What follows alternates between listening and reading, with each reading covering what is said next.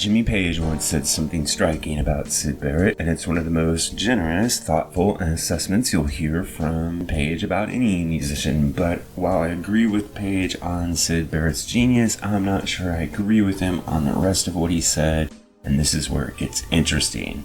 What Jimmy Page said about Syd Barrett is, quote, Syd Barrett's writing with the early Pink Floyd was inspirational. Nothing sounded like Barrett before Pink Floyd's first album. There were so many ideas and so many positive states. You can really feel genius there. And it was tragic that he fell apart. End quote. Now that's high praise, and importantly, it's not casual praise. Page is responding to Barrett's innovation and not just his popularity. So I want to be very clear about something right here up front. While I disagree with part of what Jimmy Page said there, I do agree that Syd Barrett was a genius. There's no real debate about that. Early Pink Floyd didn't sound like anything else in 1967. Not British blues, not American psychedelia, not prog as we later come to understand it. Barrett brought a childlike but unsettling lyricism, unstable song structures, and kind of like a painter's sense of what sound and texture could do. So in that sense, Jimmy Page is absolutely right. You can feel the originality. Where I gently disagree with Page is this idea, implicit in many fans' vision of Pink Floyd, that Pink Floyd somehow lost something essential when Barrett left.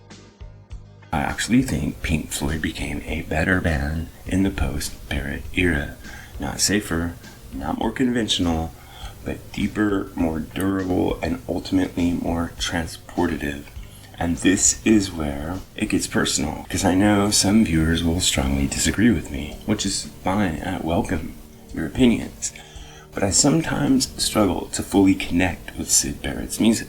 Not because it isn't brilliant, but because it feels tightly bound to its moment in time. His work is incredibly innovative, but it's very much locked into the 1967 vibe. It relies heavily on being new in its moment, and once that moment passed, what remains sounded trapped in their era. Doesn't diminish its importance, but it does affect how often I personally return to the Syd Barrett years. What Pink Floyd did after Barrett was completely different.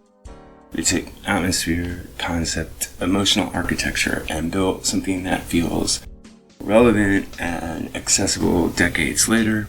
Albums like Wish You Were Here, Dark Side of the Moon, The Wall don't feel necessarily trapped in their era. They feel like environments you can still walk into.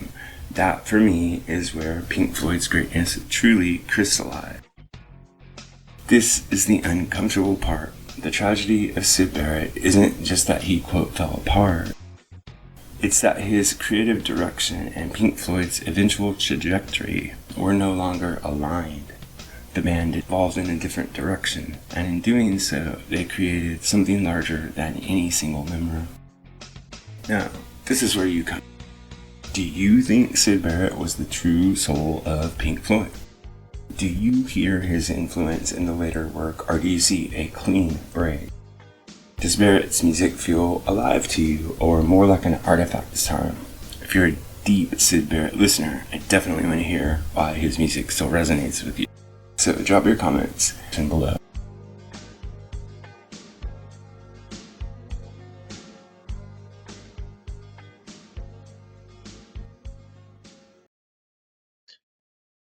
Music Guru here, asking you to help us on our march to 10,000 subscribers.